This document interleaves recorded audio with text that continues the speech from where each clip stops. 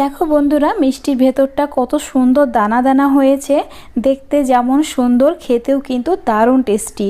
মাত্র 1 কাপ দুধ আর 5 চামচ মতো সুজি দিয়ে বানিয়ে নিতে পারবে এই দারুণ টেস্টি মিষ্টি রেসিপিটা। হ্যালো সবাই, আমি জুলি। আমার নতুন আর একটি রেসিপিতে তোমাদের সকলকে স্বাগত। তো এই মিষ্টি রেসিপিটা তৈরি করার জন্য আগে থেকে জাল করা আমি দুধ নিয়েছি। তোমরা যদি কাঁচা দুধটা নাও তাহলে ভালো করে প্রথমে ফুটিয়ে নেবে। তো নির্দিষ্ট একটা কাপের মাপ করে কিন্তু পুরো রেসিপিটা আমি তৈরি করব। তো এই কাপটার মাপ করে আমি দুধটা নিয়েছি, তাই সেই কাপের 1.25 কাপ মতো চিনি দুধের মধ্যে আমি দিয়ে দিলাম। আর ফ্লেমটা মিডিয়াম টু লো করে রেখেছি। আর ভালো করে এবার আমি চিনিটাকে গলিয়ে নেব। খুব ভালো করে চিনিটা মেল্ট হওয়া পর্যন্ত খুন্তিটাকে অনবরত এভাবে নাড়াচাড়া করে নিচ্ছি। এবার আমি দিয়ে দিচ্ছি 5 চামচ সুজি। যে চামচ আমরা ব্যবহার করি সেই চামচের 5 চামচ সুজি আমি এখানে দিয়েছি। আর ফ্লেমটা একদম কমিয়ে রেখে অনবরত এইভাবে নাড়াচাড়া করে নিচ্ছি, যাতে সুজির মধ্যে কোনো রকম গুটি বেঁধে না যায় সেদিকে লক্ষ্য রেখে খুব ভালো করে অনবরত কিন্তু নাড়াচাড়া করতে হবে। দেখতেই পাচ্ছ কিছুক্ষণের মধ্যে, মানে 1-2 মিনিটের মধ্যে এটা কিন্তু খুব ভালোভাবে ঘন হয়ে গেছে।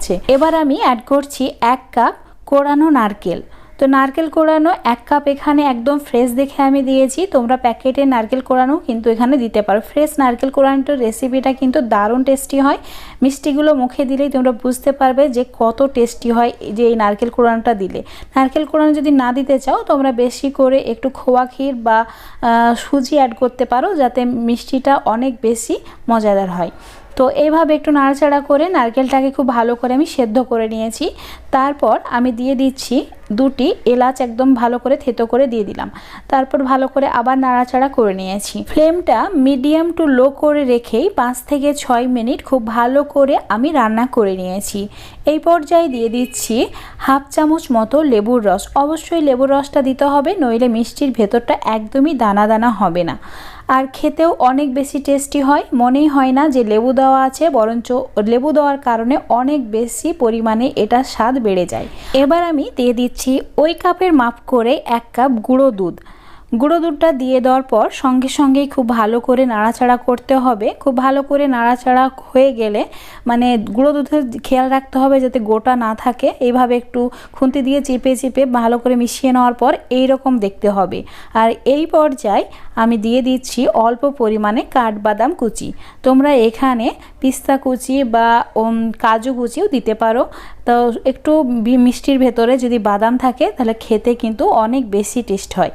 তো সমস্ত কিছু আমি খুব ভালো করে নাড়াচাড়া করে নিচ্ছি যতক্ষণ পর্যন্ত না এটা একটা শক্ত ডোয়ে পরিণত হয়ে যাচ্ছে। দেখতে পাচ্ছ আস্তে আস্তে কিন্তু উঠে আসছে কড়াই থেকে। একদমই ঘি বা কোনো রকম অয়েল ছাড়াই এটাকে আমি তৈরি করে নিয়েছি। এবার এটা ঠান্ডা হওয়ার পর একটা ফয়েল পেপারের মধ্যে আমি নিয়ে নিলাম। সম্পূর্ণ ঠান্ডা হয়ে যাওয়ার পরই কিন্তু আমি ফয়েল পেপারের মধ্যে মিষ্টির ডোটাকে নিয়েছি।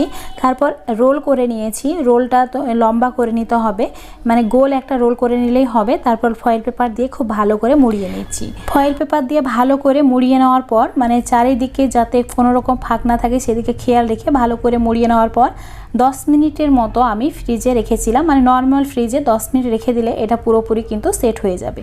তোমাদের আমি 10 মিনিট পর দেখাচ্ছি। এটা কিন্তু খুব ভালোভাবে শক্ত হয়ে গেছে। এখন আমি এটাকে কেটে নেব।